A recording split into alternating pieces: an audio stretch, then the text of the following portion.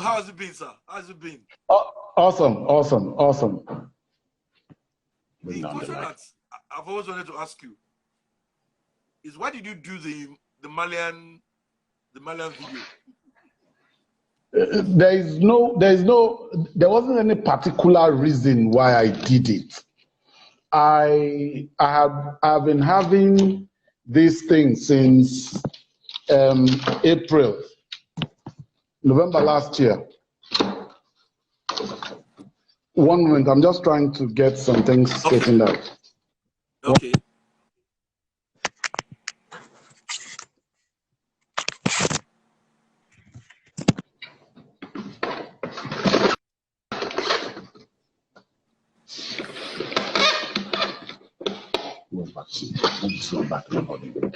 Okay, I have it. Okay, it's better now. Can you hear me? Yes, it is. Yes, I can hear you. Okay. I started this November, October last year, when I was going to Abeokuta to record something. Then a friend of mine introduced me to JUDE. When I did that JUDE thing, the response I got encouraged me to do some more. You get? So I didn't just start with Naira Marley. Before Naira Marley, I'd done That Green, I'd done Nice, I'd done Two Face, I'd done Dotsman, I've done Oluwa Kuwait. I've done a whole lot on my Instagram IG handle. However, I've also done Naira Marley's Teshumole and Sopi. Okay. Those did not get the attention this last one got. And you know, for me, it was just fun. I was doing what I enjoyed doing because of the feedbacks I'd gotten based on the other ones, the earlier ones I'd done. Okay. So it was just like, okay, I provide a platform for intergenerational connect. You know, I do Owe at Surulere Yoruba. That is adult stuff that is connecting with younger people. Now, I did the vibing. It became a young stuff that is connecting old people. So from that point, I give away to the young people. I give vibing to my contemporaries. So, and I was enjoying how the interaction was going. So every Friday, I drop something new. You see older guys yab me, commend me, do anything. But throughout the week, I do Owe Ati Surulere Yoruba. And you see the younger guys say, Baba, without you, wouldn't have lived. Though I don't know there's this kind of adage. So that is where I found myself. I did not do this Naira Marley thing because I wanted Naira Marley's attention. No. Then a lot of those joining us are saying that you should give us a bit of that Malian. So let's see how is let's start with that. Tó bá di lówó lápò, àṣàbí tó ń ṣa dọ́là, àwọn pàdé mi tó ń ṣe wáyà, Èkó dùn jù báyìí lọ, àwọn arábí ló mọ́ wọn pẹ́ sá lọ. Ó wà lÉkòó, àwọn kan wà ókè o, má lọ fọ́ bí àwo lè sá lọ fún wọn. Tán bá dé a máa kí wọn káàbọ̀, àwa la lè kó ìwọ má fọ̀. That's enough for the interview.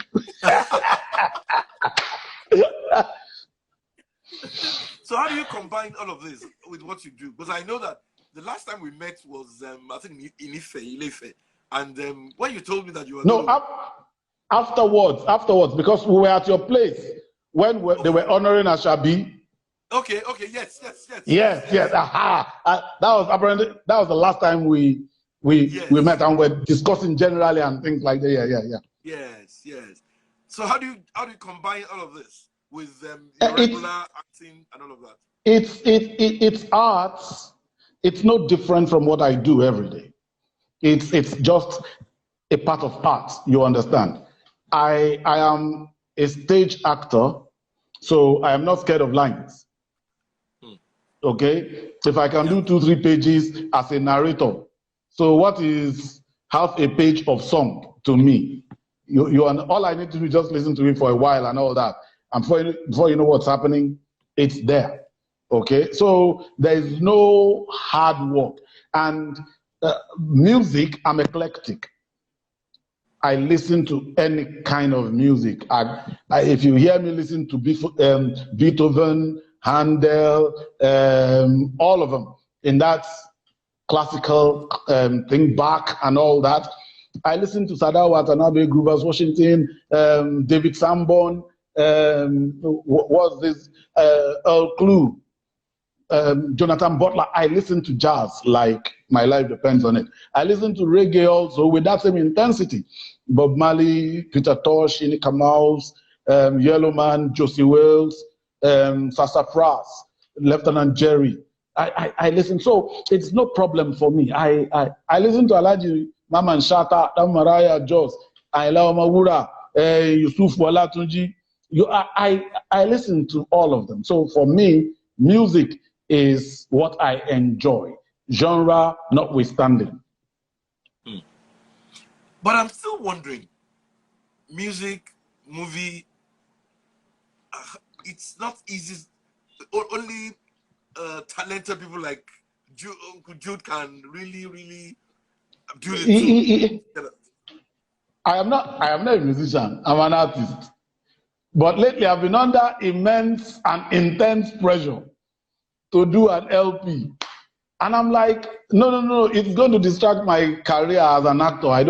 I'm not as talented as this Fresh Prince of Bel-Air or all these other actors who sing, and what's his name now? This Jamie Foxx, this American comedian. He's a comedian.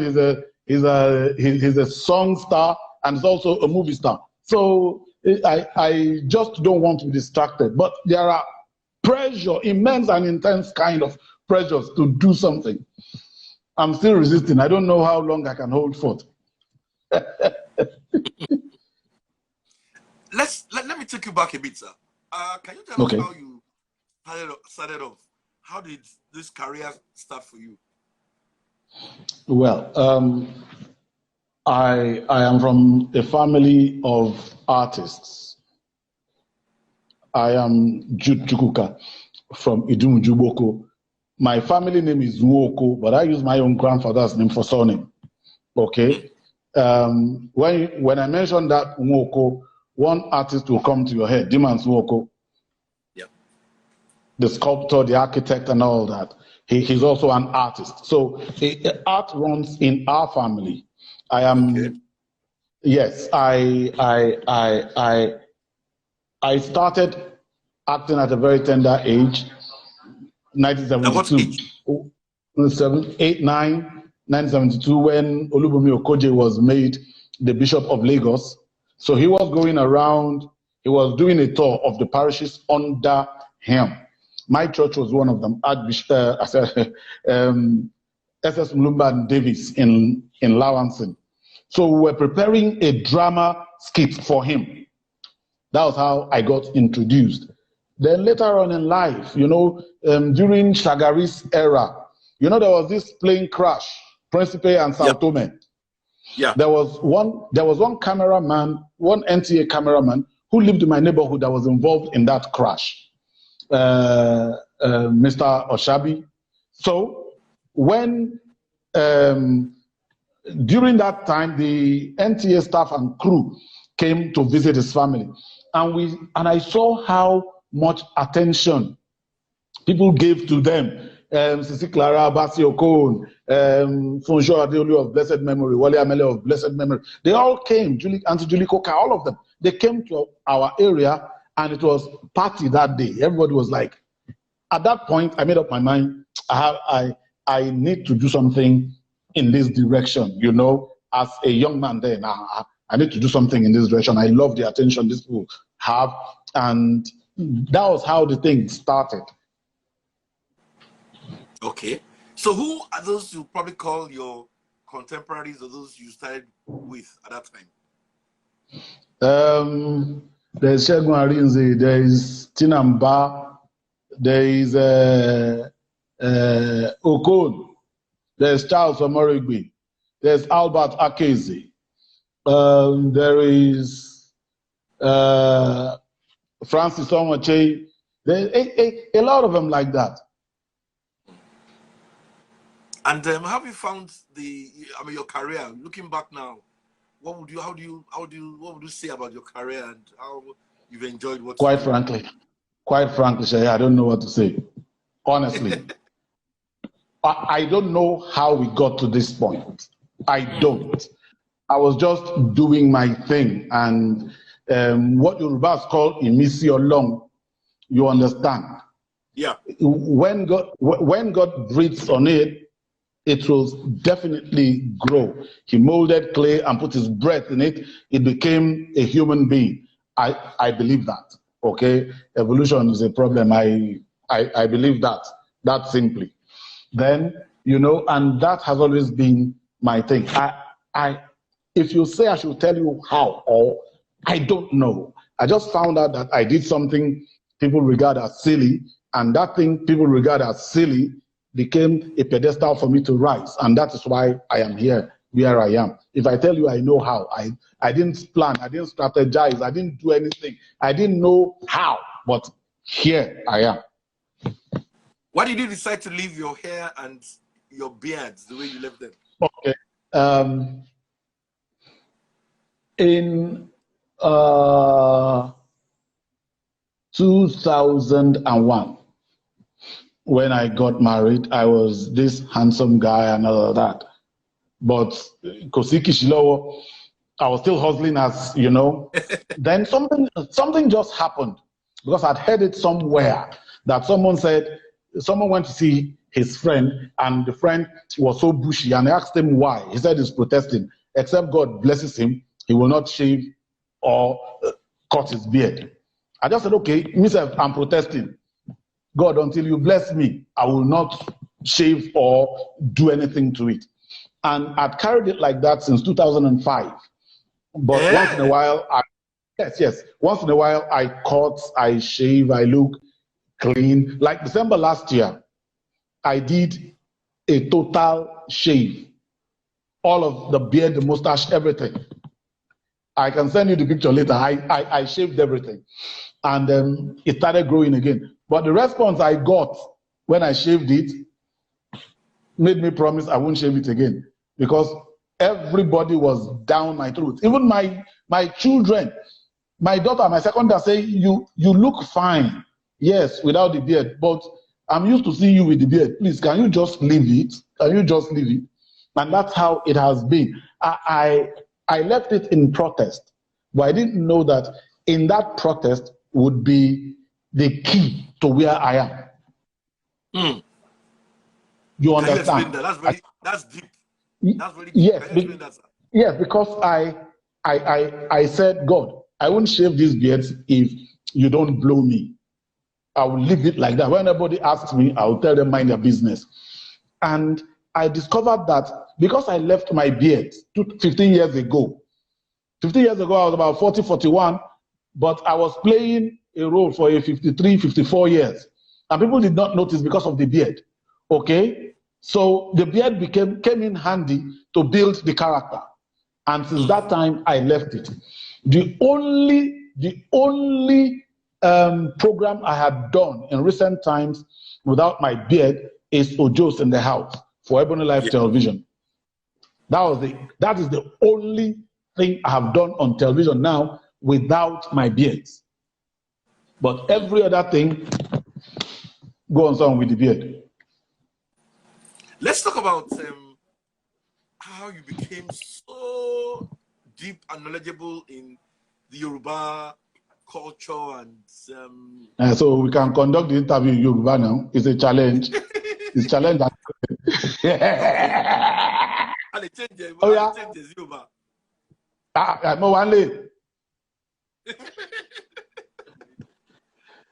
How did it start for you? But for the benefit of the people that just joined us, I don't want to shock them with Yoruba. Let's continue with our English convo. You understand? So for me, Yoruba started with me as far back as my secondary school days, where we read Ogboju Odenu Gborumole, and there was this girl Muibat Kabiawu, who was so good at this Yoruba thing. The way she reads it, you know, we were reading Ogboju Odenugbo then for Yoruba literature. Then we're reading A Tale of Two Cities by Charles Dickens, English literature. So I was one of those that would read the Charles Dickens literature, the English literature, proficiently, no errors.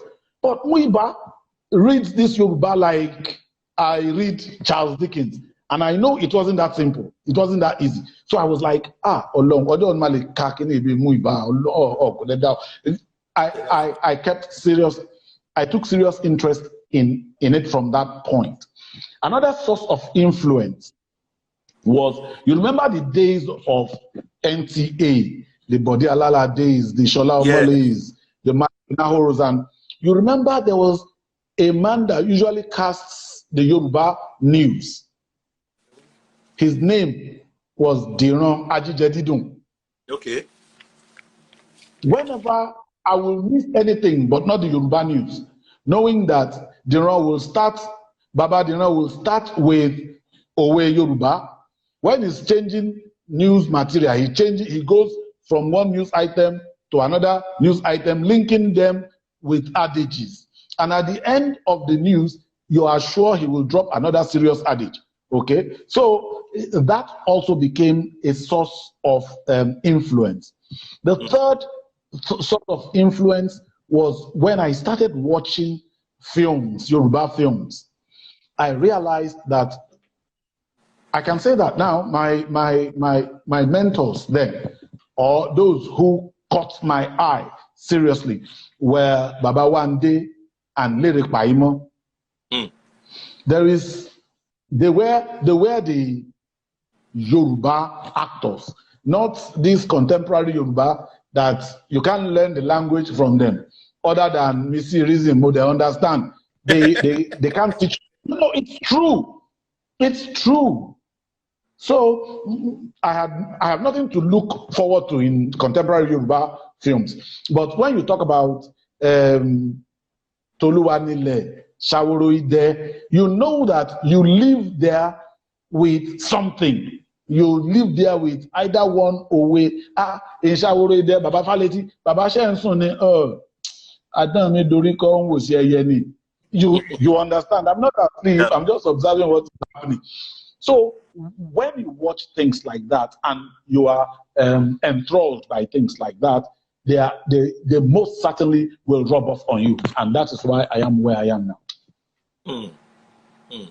But the conch Yoruba that you give, like the Ewi, like the Jala and all of that, did you especially study those ones? Or how did they come?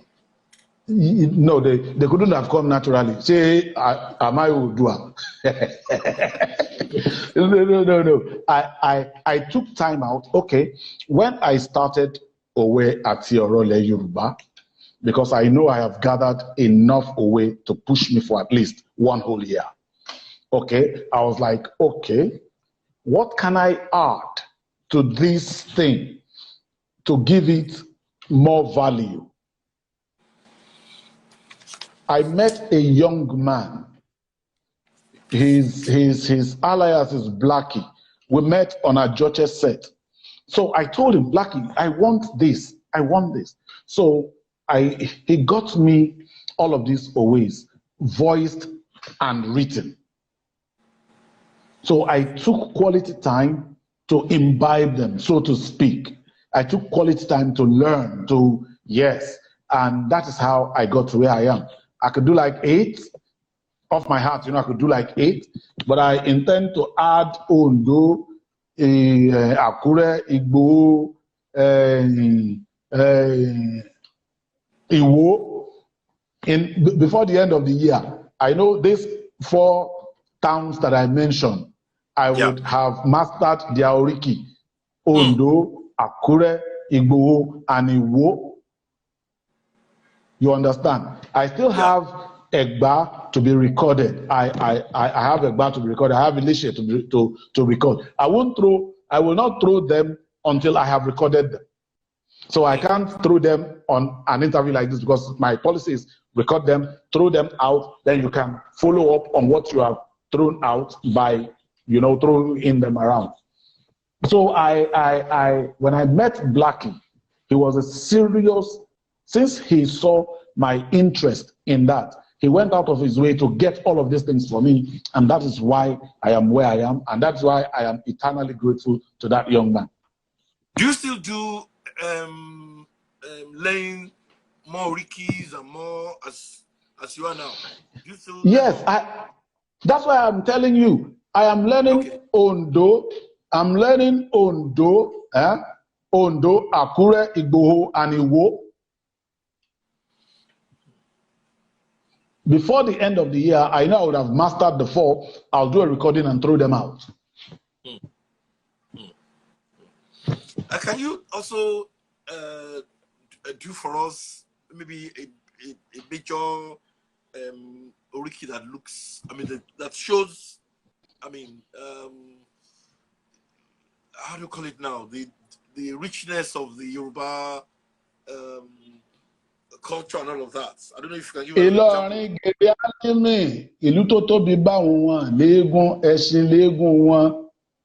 Ẹ̀yin lọmọ ajífi kálámù dámọlẹ́kùn àjíṣe kọ́ńdúkọ́ńdú wọn kì í jà lágbàjì kéwú ni wọ́n ké ẹ̀yin lọmọ akéwú gbẹrú aṣàdó àgbọrẹ ajífi kálámù dámọlẹ́kùn àjíṣe kọ́ńdúkọ́ńdú ẹ̀yin lọmọ òpó kọrọbìtì tí ń bẹ lálẹ́ ọ̀yún nílé ọmọ ládẹrin ẹ̀yin lọmọ òpó kọrọbìtì ọmọ òpó wájà àkárọ̀ ọ̀yọ́ ọmọ òpó ògbọràn wọ́n ní akọjú ẹ̀ síná iná tí ó gbọ́ràn wọ́n ní akọjú ẹ̀ sómi omi tí ó gbọ́ràn wọ́n ní ká fi pọn ọtí tó burú tí ó gbọ́ràn wọ́n ní ká fi fọ́mọ tó le mu ọmọ tó le tí ó gbọ́ràn wọ́n ní akọjú ẹ̀ sógun àfọ̀njá ò gbọ́ràn ni wọ́n kọjú ọmọ mẹ́rílẹ̀ wá sógun ogun làfọ̀njá lọ tí ó padà wálé mọ́ tó lọ tẹ̀lú Ìlọrin àfọ̀njá ẹnu dùn ju yọ̀dó. That is Ìlọrin's Oriki. Okay. Ọ̀fà.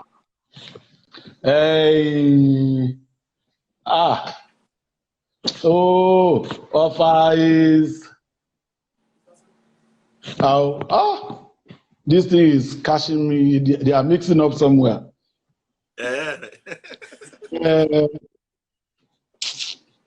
Okay, while I'm waiting for Ọ̀fà, let me do my own state of origin. I'm a Lagosian of Eastern extraction.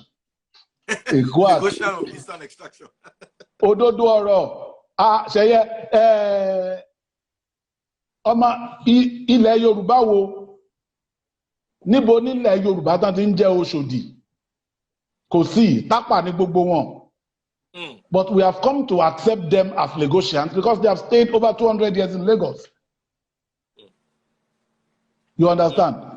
Yes. So if I say I am a Lagosian of an Eastern extraction, ẹ tó bá lẹ́nu mi ò gbà kó wá kájọ sọ àbí ẹnu la fi sọ ìdí la fi jókòó ọ̀rọ̀ olówíwo títí káfọ̀ bẹ́ẹ̀ bù irọ́ ẹnu náà la fi sọ. You understand? Èkó àkété ìlú ọgbọ́n Èkó arómisá lẹ́gbẹ̀lẹ́gbẹ̀ Èkó arọ̀dẹ̀dẹ̀ májà Èkó àkété ìlú òkun alágbálúgbú omi ta ló ní a ò lómi lẹ́kọ̀ọ́ ẹbí wọn pé ta ló ní abatabutu bàbá omi kómi ta ló ní abatabutu bàbá odòkodò Èkó àdèlé ibi àgèrègbè ń sáré ju ènìyàn ẹlẹ́sẹ̀ méjì lọ ẹni wá sẹ́kọ̀ọ́ tí ó bá gbọ́n kódà kó lọ ìlú òyìnbó kò lè gbọ́n mọ́ afẹ́fẹ́ tó nípọn wà mèbè fún tiwa fàájì tó nípọn wà mèbè ọ̀sà Èkó ọmọ òòṣà ni oṣù ẹ̀ má ṣe kútere òòṣà á máa gbó bí àmọ́ kútere á máa gbó dídí orí àwa lọ́mọ afínjú wọjà mẹ́rin gbẹ́ndẹ́kẹ́ ọ̀bùn wọn apá ṣọ̀ṣọ̀ ọ̀bùn ṣọ̀ṣọ̀ yóò rẹ̀ rù afínjú wọlé bójú bá tẹ̀yìn gbẹ̀dì ojú òní lè tèkó lé. That is Lagos Oriki. Ọ̀fà has come. Ìyẹ̀rú ọ̀kín ọlọ́fà mọ́jọ ọmọ lálọ́mí abíṣujó kọ ọmọ láàrin búure ọ̀kan ò gbọ́dọ̀ jọ̀kan bọ́kan bá jọ̀kan nílé ọlọ́fà mọ́jọ ogun ọba ní kó wọn ní roro ìjà kan tí wọ́n jà lọ́fà lọ́jọ́ sí ó sojú ebè ó sojú poro olóko ìbá sojú olóko ìbá làwọn ọmọ lálọ́mí morí mo dásàlà ńlápá ìyẹ̀rú ọ̀kín morí mo dásàlà ńlọ́bẹ wọn ò pé ẹ má là mí ṣùgbọ́n ẹ má jò jinlẹ̀ lápá mi ìjàkadì lóru Ọ̀fà. Another question, Dari. Sir, how do you How do you